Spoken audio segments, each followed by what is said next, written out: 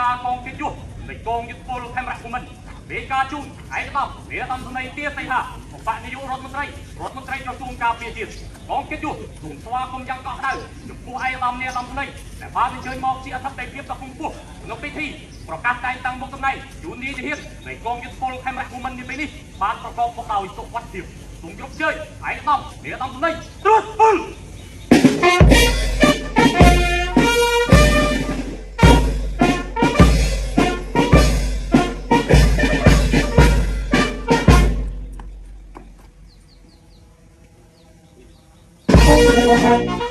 Thank you.